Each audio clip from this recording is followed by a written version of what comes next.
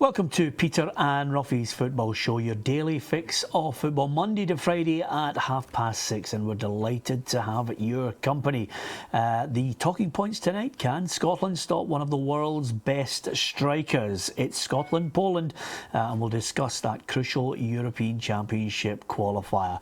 Also, is it the end for Sepp Blatter and Michel Platini? We'll discuss the implications of investigators calling for their suspension. And down south, Jurgen Klopp is the new manager of Liverpool on a 3-year deal. Just a few of the topics we'll be discussing. Alan Ruff is alongside me, Peter Martin, and as ever, we've got a sensible journalist in the boot room. The Boot Room, sponsored by Third Dimension Framing. Alan Ruff and Hugh MacDonald, they are ready. Couldn't get a better panellist than Hugh in the boot room to give us his insight into previous failures for Scotland in Championship qualifiers. Hugh is one of those lucky people, along with Ruffy and myself, who actually can remember a time when we took it for granted, Hugh, that we qualified for major tournaments.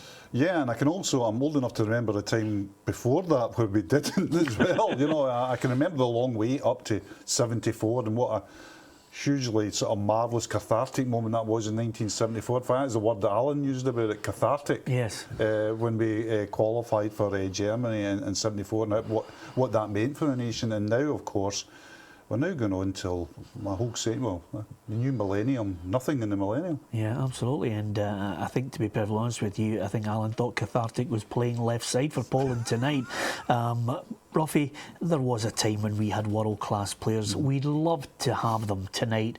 We don't have them. It's as simple as that. We have, as Scott Brown highlighted time and time again, a tremendous team ethic. And it's the only way we're going to get something. We're going to have to work hard for what many of us believe might be just a solitary goal. Yeah, and we are, because that's how we got the success when Walter Smith went in and when Alec McLeish went in. That's the same theory. They adapted, you know, a good bonding together, a good group spirit, and that's what Gordon's done as well. And I just feel that we're talking too much about Poland and about this tackling thing and all that. Yeah, it's all about us tonight. And I think we do tend to give other teams too much respect. I know they've got a world-class striker, but these guys have off nights as well.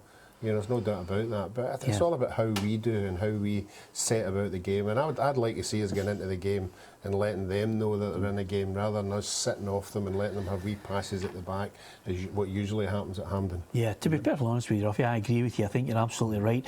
Could you just write down when Lewandowski's had an off night in the last couple of months? We can't keep scoring goals.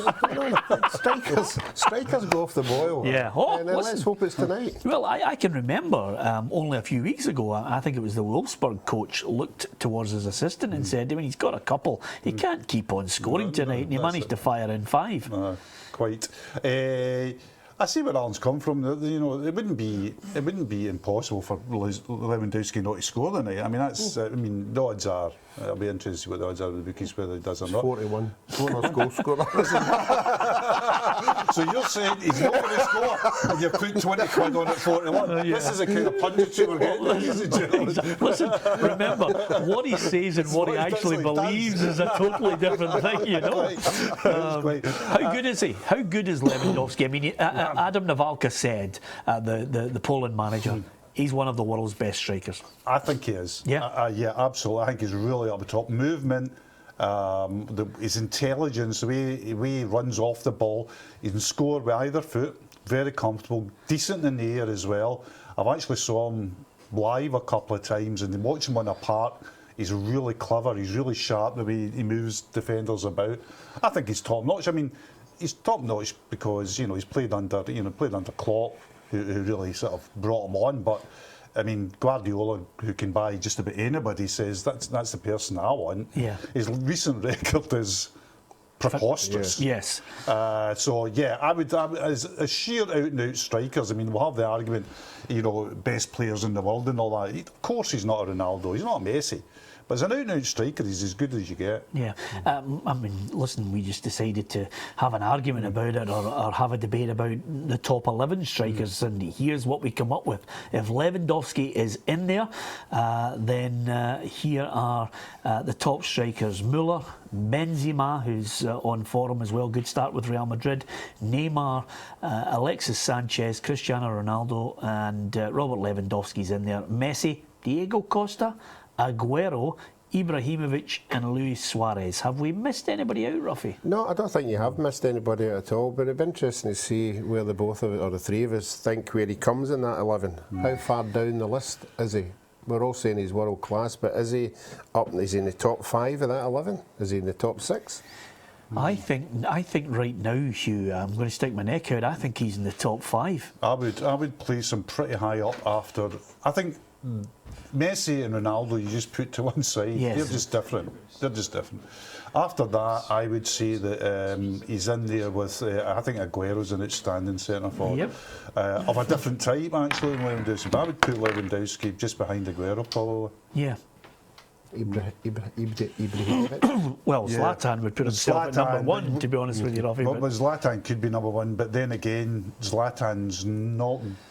Do you get it every week from him? Well, I'm a great fan of Zlatan's. Yeah. Zlatan would probably be my 5 as well. But I'd probably just, if I had to gun to the head who was going to sign, I would sign Lewandowski probably before Zlatan, on the basis that Zlatan could be hard work, I think. Yeah, absolutely. As far as the game itself, we've talked about it ad nauseum this week with regards to what we have. Listen, there are 5 or 6 different permutations on the side. The reality is, whoever we pick, I mean, we were arguing over certain players that potentially have been mentioned today who will definitely start in the game. It doesn't really matter to an extent, because all our players are of a similar stature. This is a great thing, because nobody can have a really hugely strong argument. There's not a player in the 11 that Gordon, maybe Scott Brown, because he's the captain, or that Gordon could sort of leave out, and everybody go, oh, that's a disaster. Even down to the goalkeeper. I mean, if you brought in Gordon instead of David Marshall, I mean, it would be a surprise, but it wouldn't weaken the team, I don't think, or weaken it significantly. So we have got much of a muchness. Well, I think we should talk ourselves up a little slightly. We are, in the best sense of the word, mediocre, in that we're a middling team. Well, we've got a good strength in there. There's quality in there as well. Yeah. I mean, we have got a team that we can pick of Premier League players, outside the home boys. So there's decent quality there as well, Peter, I think. Listen, I hate to do this, because usually 6:30, fine, everybody's on it. By the time we get to 10:30, time we get to midnight, suddenly these permutations can be dead in the water, but we'll have a look at them anyway. This is if Scotland gets 6 points, from our 2 games. There you have it there. If Ireland beat Germany, they can't lose or draw to Poland, okay? So if Ireland get 2 wins, then Ireland are in second, and obviously if we get 2 wins, then we get third. Then Ireland are winning a draw, we'd be in 4th. Ireland are winning a loss, we'd be looking at 4th place again. So if Ireland don't beat Germany, Scotland finish 3rd. If we get our 2 wins there. Ruffy? I thought it was interesting that the German manager thought Ireland were a better team than us. They're more equipped to get something. Well, do you agree with that, Ruffy? No? Yeah, I think he's going on the evidence, Ireland getting that draw in Germany, but I think things have moved on from them. I think Ireland are a very stuffy side, and they do get people behind the ball. I mean, we noticed it when we played them. I mean, we only scored, one goal was a sort of a own goal, and the other goal was a very good goal. But they don't lose that many goals. But in the evidence of what we saw against Germany, you would have to hope that Germany turn up and put in a performance the way we against us. Yeah, I think Germany, you've got to wonder how busy Germany will be tonight. Not I'm saying they're not in trials or anything like that. We know that's not going to be, but just how desperate they are to win in Ireland, because this has got Martin and Neil saying nothing each written all over it, Peter. Yeah, absolutely. Listen, just before we go to the break, I've got to get your thoughts on the news of Gerd Müller with Alzheimer's. What a fantastic player he was for West Germany, Hugh. And Bayern Munich. Yeah. If you're talking about Lewandowski being the top striker, you can tell. I'll tell you something without a doubt, without an argument. He's not the best striker Bayern Munich's ever had. Yeah. That hands to Gerd Müller. Fantastic player. Superb player. I mean, he really. I mean, I love him. And when I pick my World 11, I've got Van Basten partnering Gerd Müller, Ruffy. Well, I've been watching all these documentaries on the television, and of every German player legend that's come on where he's picked his team, Müller's been in it. Yeah, I mean, I don't think there's any debate. I mean, it's just really sad, the news here. Oh, tragic, and he said that he's had a difficulty since he gave up football. I mean, he had his battle with alcoholism, which he seemed to recover from, and then Bayern Munich gave him that role, and it seemed to be a bit of stability coming to his life, and it's tragic that it's ended up this way. Yeah, absolutely. We wish him the very best, and if you ever get a chance, just get onto YouTube when you can watch those old videos, and you'll see a striker at his very best. It'll be a long time before we see another of the likes of Gerd Müller. Coming up after the break, we'll talk Jurgen Klopp, another German, and we'll also talk domestic issues as well.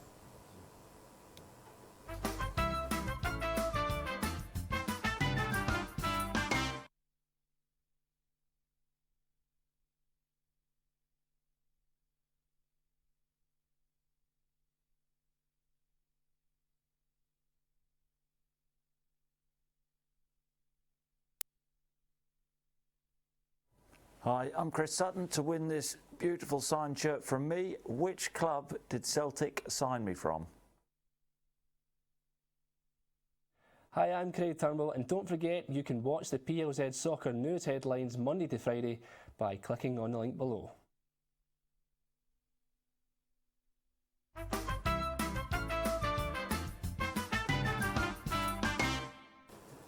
Welcome back to Peter and Ruffy's Football Show. Alan Ruff is alongside me, Peter Martin, with high hopes of celebrating a Scotland win. And just to bring us back down to reality, we have a sensible voice in the boot room. The Boot Room, sponsored by Third Dimension Framing. Hugh MacDonald is alongside Alan Ruff.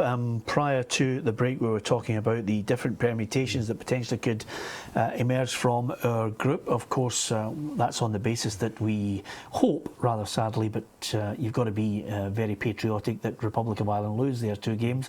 One team that I think we all would love to see win their game is Northern Ireland take on Greece. For Michael O'Neill to get them to the championships would be magnificent, Hugh. What a great story, and actually, what a story, and that actually backs what UEFA have done with this tournament. I mean, they opened it up so that more teams could get in. It doesn't seem to have worked for us, but it's working for it's working for us. But Northern Ireland look as if they've really earned their place there. I mean, the results have been astonishing, and then we talk about the Lewandowskis of this world. They've got Kyle Lafferty, who seems to be there. I mean, absolute talisman. You know, he's got them there. Great story. Yeah, absolutely. I know Michael from my days in Edinburgh when he was at Hibernian, Ruffy. Great lad. And again, just seemed to come out of left field, emerging as the Northern Ireland manager with no great expectation, to be honest with you. No, not at all. But again, you know, he's got a group of players who are all working hard for each other, and it's interesting that they've got more SPFL players in their squad than what we have, you know, apart from Celtic, but and they're all working hard for each other. I don't think it's the hardest group of all the groups, but you have to take nothing away from them. The games that they went in, they've done well, and I'm like you, I think everybody would love to see them at a final. Yeah, absolutely, because it just brings back great memories of, you know what I'm going to say, Hugh. I mean, honestly, I'm playing right into your game here, but I can just see Arcanada diving, can't make it. Jerry Armstrong, Billy Hamilton, Nicholl, Mal Donaghy, Martin O'Neill. You know, all the names just roll off the tongue, don't they? I mean, in great times for Northern Ireland, and they're like, you know, they're in the position we're in where we're absolutely starved of this big tournament success, and imagine the exodus from Northern Ireland to France. You know, it'd be fantastic. Yeah, absolutely. Listen, I always work on the premise that you're innocent until proven guilty, and you know, this is one of those cases at the moment that's running where everybody's looking at it closely. I'm talking, of course, about Sepp Blatter and Michel Platini, because the investigators have called for a 90-day suspension until you know, all the evidence is assessed, and then, you know, they get to the bottom of any kind of misdemeanour, Hugh. For one, you know, I think there's been a long campaign for Sepp Blatter to step down, whether he's involved or not, because he's obviously the head of an organisation that has proved to be, at times, individuals have been corrupt. But on the back of that, if Michel Platini were to get suspended, that would blow out his chances of trying to succeed Blatter. Oh, I mean, even now, his chances are severely compromised with what's happened. You know, the loyalty payment, etc. I had the pleasure of talking to Andrew Jennings, the journalist, and interviewing him for the Herald the other week, who actually has been the most sort of, would you say, dedicated pursuer of this story. I mean, he's dedicated his life to it, and the kind of stuff that he's got in his book about Blatter is, you know, Blatter's toast. They're just waiting. I mean, it's. I think he's finished now that the sponsors have come in. If one thing with FIFA is FIFA's a money-driven organisation. It's all right, you and I and guys on the radio or even football people complaining about it. As soon as the sponsors say, wait a wee minute here, we're not on board with this, that's it. That is the ball burst, as they say in Zurich. Or the ball is on the slates, as they say there. So I think he's toast, Blatter. And I think, honestly, that Platini is severely I don't think there's a way back for Platini. Even if the ethics committee clear him, even if, you know, he goes into a situation, I think people look back and say, well, what was that payment all about anyway? I think the FA will now be cringing, particularly the FA will be cringing at Greg Dyke's really fulsome support for him. Yeah, absolutely. But again, you know, I always work on the basis that these things have still to be proved. It's a an ongoing and very complex case, but we will watch it very closely. Got to talk about Jurgen Klopp, because if we're talking about the previous Liverpool manager who spent £292 million roughly and won nothing, how much money do you think Jurgen Klopp is going to have to spend before suddenly the Fenway Sports Group get a team like Liverpool in the top four? Well, unfortunately for him, he'll have to clear the decks first. There'll be a lot of big players there on big money and big contracts, so I'm sure they will throw money at him, there's no doubt about it. He's brought in there because he's got that CV of European football. That's why these big clubs go for these managers, because they've got great success in European football, and that's where Liverpool want to be. But I think it'll take him a while again. Yeah, I mean, I make no bones about it. Hugh, you know, everybody's got an English team that they like, and the minute Kenny Dalglish joined Liverpool, in fact prior to that with Keegan, you know, I absolutely love Liverpool, want to see them do well, but from 1989 onwards it's just been one thing after another. They don't even look as if they could win the title with this team anytime soon. I think it's going to have to take a bucket load of money to give them. Yeah, or a really incredible character with huge charisma who can bring the best out of players. We tend to forget, although that's why I'm on this show, the oldest man in the universe when it comes to football, is that Liverpool, in my early days, we weren't a big team. I mean, Shankly took them from what was then the old second division up, and Shankly remoulded that team, and he'd moulded it in his own image. And Klopp has that facility to make a team in his own image. I was lucky enough to be at his last game for Borussia Dortmund, which was the German Cup final, and I was there. My son is a Borussia Dortmund fan, and we were there, and we were in the Dortmund fan base, and it was like a religious experience. What they were going through with Klopp is just venerated there. And he's venerated because of the way he builds teams. People think, oh, Borussia Dortmund's a huge team, etc. But it was an extent, even to the last days, a selling club. The guy we're talking about today, Lewandowski, was a Dortmund player. And he went to the great rivals, Bayern Munich. Yet, Mr. Klopp was still able to produce a successful, vibrant team. I think every managerial appointment's a gamble, but I think they've got a top-notch chance with this guy. I really do. Yeah, and I'm glad you mentioned your son Wolfgang MacDonald, who's a big Borussia Dortmund fan, Ruffy. I mean, Wolfie, as we call him. Isn't it great that we've all got these little soft spots for teams right across the globe, haven't you? His soft spot's called his head, and because he actually goes over and watches them, like, he'll be over there 7-8 times a year. Is that right? Ruffy, if I could give you a substantial amount of money to go and watch a team just any time you wanted? Probably Barcelona. I thought it was going to be Glenafton. Barcelona. Yeah. I've done my stint there, you know, and you wouldn't come out of Glenafton if you had a lot of money. It would be a bad place to go. It would be. try not to box yourself in a corner here, because you know there isn't. The Glenafton ratings are very high at the moment. Yeah, and the other thing is as well, you will have to speak there sooner or later, Ruffy, and you'll be in big bother. Just another little point on I noticed the story this morning on Hibs boss Alan Stubbs. The bookies are starting to take odds that he could be the next man on his way to another club. Of course, Fleetwood got Stephen Presley in. Yep. Alan Stubbs has been linked with the Rotherham job. Yeah. I don't know. I think Alan Stubbs has still got a wee bit to do at Hibs. For him personally, I think he has. Yeah, I think he could do a really good, strong season at Hibs. But of course, the English League now, I mean, the English League is so strong financially and the place that everybody wants to go. And we talk about Fleetwood 10, 15 years ago. What Fleetwood? We were thinking about going out and buying a CD. It's Fleetwood. Now, you know, they're in that the biggest league in the world, you know. So there's a great temptation to go south, and I don't know how strong it pulls on Alan being a Scouser himself, but yeah, I think he should, you know, see what he does with Hibs this year would be good. Yeah, I still think he'd be interesting to see how he develops them and if he can get them out of that division, Ruffy. I think if he gets them out of that division with Rangers, then people will start to say, wait a minute, that was a tough call. Yeah, as a manager, he's not getting on his CV. I mean, he's got a great record as a coach down south with the players he's been at. He's very well respected, but I think he's got to actually do something with Hibs before he gets noticed by bigger clubs than the clubs that we're talking about. Yeah, absolutely. I think a lot of the Hibs fans, the general feeling is they want him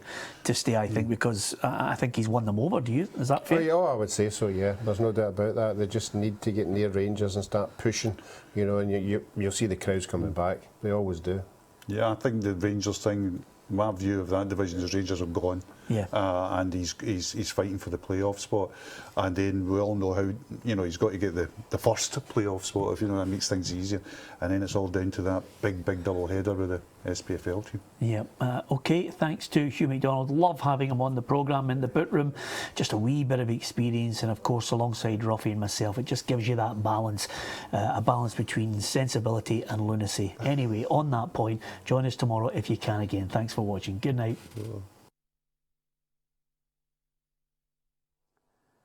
Thanks for watching Peter and Ruffy's Football Show. If you enjoyed the programme and you'd like to see much more, click on plzsoccer.com. We've got archive programmes from Peter and Ruffy. We've got the Boot Room, Dream Team, all the latest up-to-date news in Scottish football and beyond. And you can win yourself a few prizes for the competitions on each of the pages. There's lots more content. All you have to do is click on plzsoccer.com.